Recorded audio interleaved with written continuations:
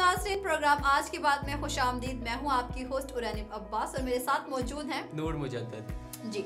आज हम पाकिस्तान के एक बहुत ही अहम इशू पर बात करने जा रहे हैं। बहुत ही सीरियस मसला है जो कि है पानी का मसला। जैसे कि आप जानते हैं कि जैसे जैसे आबादी बढ़ रही है हमारे वसाइल में वैसे कमी आ रही है, तो इसी तरह हमारे पास पानी भी एक ऐसा मसला है जिसमें अब कमी जो है वो देखने को नजर आई जी। अगर आप इसको सिर्फ पाकिस्तान से रिलेट ना करें, ये पूरी दुनिया का मसला है। बिल्कुल, पानी का मसला एक ऐसा मसला है कि जो कि पूरी दुनिया को है और इससे जो है बहुत से जो ममालिक हैं परेशान बैठे हैं। बिल्कुल। और अगर हम पानी के मसले पे बात करें तो हमारे पास जो है वो टाइम खत्म हो जाए, लेकिन इसकी जो मुश्किलात हैं वो खत्म। और देखिए ना, 2018 की रिपोर्ट के मुताबिक 2.1 बिलियन लोग ऐसे हैं जिनके पास पीने का साफ पानी नहीं है। और उनमें से भी 822 मिलियन लोग ऐसे हैं जिनके पास कोई और चॉइस ही नहीं है। अच्छा, मतलब उन्होंने गंदा पानी ही पीना, उनके पास कोई चॉइस नहीं है साफ पानी।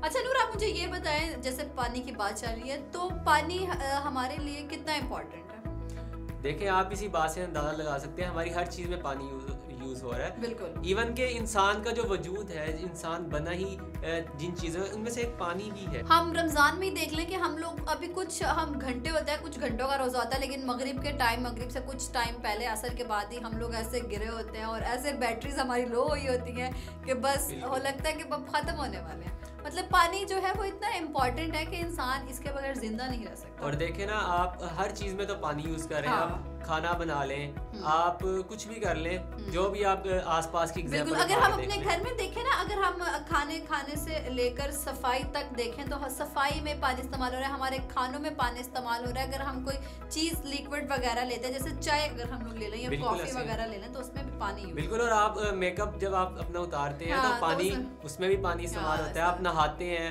आप अपना ब्रश करते हैं, जो भी चीज करते हैं, आप गाड़ी धोते हैं, इवन के आपको हर चीज में पानी की जरूरत कहीं ना कहीं पड़ती है। और अभी आपने गाड़ी धोने की बात की है तो मुझे ये बात याद आ गई कि पानी जहाँ बहुत ज्यादा इम्पोर्टेंट है वहाँ लोग इसकी इम्पोर्टेंस को समझते भी नहीं है और इसका ज़िया बहुत ज्यादा होता है। क्या ख्याल है आपका? बिल्कुल। देखे ना, हर चीज, अब देखे पानी आपने गाड़ी धोनी है, आपने उसका पानी का नल ऑन कर दिया, बस चला देते हैं और पाइप से जी है आप पानी, जब अगर आपने ठीक है गाड़ी धो लिया तो आप पीछे से बंद कर देना। तो ये देखे ना, लोग उसको जब सर्फ लगा रहे होते हैं फिर भी जाके ना पानी चल रहा होता है। आप ब्रश करते हैं, आप बहुत ज्यादा पानी जाया करते हैं। आप नहाते हैं, बहुत ज्यादा पानी जाया करते हैं। मस्जिदों में इवन जब लोग वजू करने जाते हैं तो इतना पानी जाया कर देते हैं। आप थोड़ा सा बचा लें, आपकी ही कल को नस्लों ने आके वो पानी इस्तेमाल करना है। जिस तरीके से और जिस इस्तेमाल से ये ज़ाया हो रहा है, जिस रफ्तार से ये ज़ाया हो रहा है, उसी रफ्तार से इंसान को चाहिए कि हमें इसको सेव करने के लिए, इसके लिए अच्छे इकदाम करने चाहिए, ना कि आप इसको और लापरवाही से काम लें। और इसको क्योंकि हमारी ये बहुत अलार्मिंग सिचुएशन पैदा होने जा रही है कि हमारे हाँ जो है कहते हैं कि 2025 या 2030 तक जो है वो पाकिस्तान में पानी की शदीद किल्लत हो जाएगी।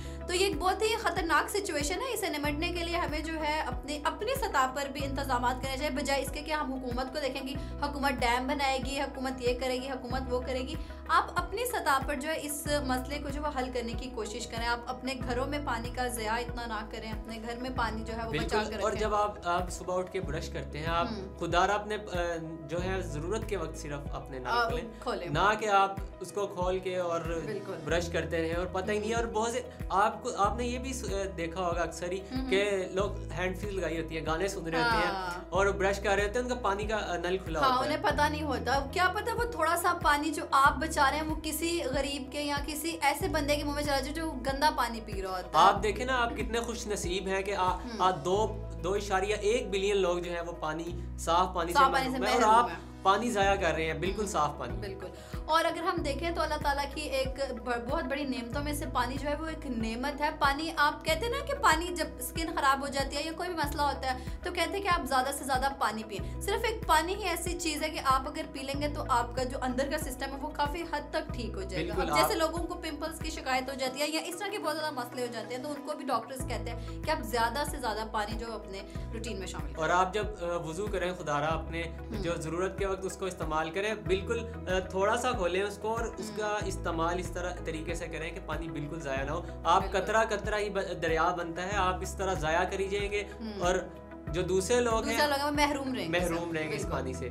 और मेरे ख्याल से उरानी कि हमारी जो जंग है अगली वर्ल्ड वार जो خدا نہ خواستہ یہ سچویشن پیدا ہو, پانی پہ بہت بڑی جنگ ہو سکتی ہے, اور پاکستان اور بھارت میں تو آلریڈی چل رہی ہے. آپ جیسے کہ آپ جانتے ہیں کہ پاکستان اور بھارت جو ہے ایک دوسرے کے روایتی حریف ہیں, تو ذرا سا بھی کوئی مسئلہ ہوتا ہے بھارت سب سے پہلے پاکستان کا پانی بند کرتا ہے, اور جب ادھر پانی زیادہ ہو جاتا ہے تو پانی یہاں چھوڑ دیتا ہے. بالکل, وہاں پہ اگر سیلاب آ جاتا ہے تو جی پاکستان کی طرف پانی کا رخ کر دیا جاتا ہے, اور اگر پاکستان میں جو ہے وہ قحط سالی ہوتی ہے تو پاکستان کے جو پانی کو بند کر دیتا ہے. آپ مجھے یہ بتائیں کہ اس کو کس طرح انسان جو ہے ضائع کرنے سے بچا سکتا ہے, کس طریقے سے بچا سکتے ہیں؟ ہم اپنے عوام کو بتائیں کہ یہ کیسے. سب سے پہلے تو ہم جیسے کہ ابھی نور بات کر رہے تھے کہ جب آپ لوگ پانی کا استعمال کریں نہاتے ہوئے یا برش کرتے ہوئے تو پانی کا استعمال کم سے کم کریں. جب آپ وضو کرنے جاتے ہیں اپنے گھروں میں وضو کریں یا مسجدوں میں وضو کریں تو بھی آپ ضرورت کے ٹائم جو ہے وہ اس کو کھولیں اور پانی استعمال کر کے ساتھ بند کر دیں. اس کے علاوہ جب آپ لوگ گھروں کی صفائیاں کرتے ہیں یا جب آپ اپنی گاڑی وغیرہ یا کچھ اپنی سائیکل یا بائک وغیرہ جو ہے اس کو دھوتے ہیں تو اس ٹائم پہ آپ اس بات کا انتہائی خیال رکھا کریں کہ پانی جو ہے وہ ضائع نہ ہو رہا. آپ ضرورت کا پانی آپ بالٹی لیں, بالٹی میں پانی بھریں اور اس سے جو ہے وہ آپ استعمال کریں. اس سے بہت حد تک جو ہے وہ پانی بچ سکتا ہے. یہ تو ناظرین بات ہوگی انڈیویجول لیول پہ, آپ خود سے اپنے آپ سے ایک چیز سٹارٹ کریں نا, پھر جا کے بڑے پیمانے پہ بات کی جا سکتی ہے.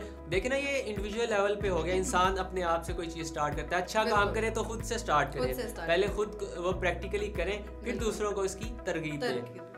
اور دیکھیں اس کے علاوہ حکومت کو بھی چاہیے کہ وہ ڈیمز بنائے اور اس طرح کے اقدامات کیے, انہیں سوشل لیول پہ اس کو ہائی لائٹ کیا جائے. بالکل آپ نے ٹھیک بات کی ہے کہ حکومت کا بھی اس میں فالٹ ہے. حکومت کو بھی دیکھنا چاہیے کہ پانی کی ظاہری بات ہے, بنیادی ضروریات جو ہوتی ہیں عوام کو فراہم کرنا وہ سرکار کی ذمہ داری ہوتی ہے. لیکن اب ہم ہر بات جو ہے وہ حکومت پہ نہیں ڈال سکتے. اب ہم گھروں میں جو ہے وہ پانی ضائع کر رہے ہیں لیکن ہم کہہ رہے ہیں کہ حکومت جو ہمارے لیے ڈیم بنائے. تو آپ دونوں طرف جو ہے جو دونوں طرف سے بیلنس ہوتا ہے. جی بالکل, انڈیویجول لیول پہ بھی اور حکومت کو بھی چاہیے نا کہ وہ اپنے ڈیمز بنائے. کالا بیگ ڈیم ہے اور اس طرح سے جو فنڈز اکٹھے کیے ہیں ہمارے سے, جیسے انہوں نے کیمپین چلائی تھی پچھلے کچھ عرصے میں جو ڈیمز بنانے کے لیے. آپ دوبارہ ایسے بہت ساری کیمپینز آپ چلائیں, ہم یہ نہیں کہتے کہ وہ غلط تھی, وہ بہت اچھی کیمپین تھی. آپ عمل بھی ہونا چاہیے. آپ اس طرح کی بہت ساری کیمپین چلائیں, پاکستان کا مستقبل محفوظ بنائیں اور بہت سے ایسے ڈیمز جو ہیں وہ کنسٹرکٹ کریں تاکہ ہماری آنے والی نسل جو ہے وہ اس مشکل کا ان کو سامنا نہ کرنا. جو پاکستان کی یوتھ ہے بالکل پیشنیٹ ہے اور وہ بالکل تعاون کرنے کے لیے تیار ہے. اس کے علاوہ بلکہ آپ کو یاد ہوگا کہ لوگوں نے بہت بڑھ چڑھ کے اس چیز میں حصہ لیا تھا جب انہوں نے ڈیم کے لیے فنڈز اکٹھے کیے تھے. تو ہماری جو پاکستان ہے وہاں پہ بڑے جوش و خروش بالکل, اور اپنا لوڈ کی بجائے لوڈ میں سے 10 روپے اپنے پاکٹ منی سے 10 روپے سیو کر کے وہی جو ڈیم میں فنڈ میں جمع کروائے جاتے تھے. اوورسیز پاکستانی نے بہت زیادہ مدد کی, سپورٹ کی. تو اس طرح آپ کو اس طرح کے ہائی لائٹ کرنے چاہیے ایشوز, ایسے کیمپین چلانی چاہیے جس سے پاکستان کا مستقبل جب وہ محفوظ ہو سکے. جی بالکل, تاکہ ہماری آنے والی نسلیں جو ہے اس سے مستفید ہو سکے, صاف پانی جو ہے ان کو فراہم کیا جا سکے. بالکل, ہم امید کرتے ہیں کہ 2025 تک ہمارے ملک میں جو ہے وہ ڈیمز بن جائیں تاکہ ہماری آنے والی جو نوجوان نسل, جو ہماری آنے والی نسلیں ہیں ان کو پانی کا اس مسئلے کا جو ہے وہ سامنا نہ کرنا. جی صرف اگر چائنا میں دیکھیں 9 دن کے اندر ہسپتال بن سکتا ہے. انہوں نے پوری ایک بلڈنگ تیار کر لی, اس کے جدید ٹیکنالوجی اور بیڈز کا انہوں نے ہسپتال 9 دنوں میں بنا لیا. تو بھائی ہم ڈیمز کیوں نہیں بنا سکتے؟ آپ نے میرے خیال سے 2025 بہت چھوٹا ٹارگٹ دیا حکومت کو, بہت زیادہ ٹارگٹ دے دیا.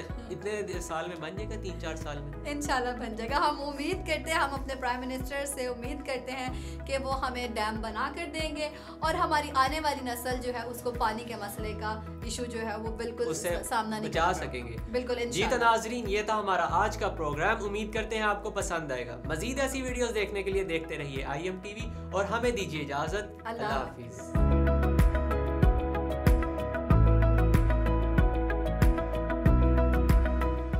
اگر آپ نے ابھی تک ہمارا چینل سبسکرائب نہیں کیا ہے تو فوراً اس سبسکرائب کے بٹن پر کلک کر دیں اور ساتھ ہی بنے بیل آئیکن پر بھی کلک کر دیں تاکہ ہمارے چینل کی طرف سے آنے والی تمام لیٹسٹ اپڈیٹس آپ تک بر وقت پہنچ سکیں. بہت شکریہ.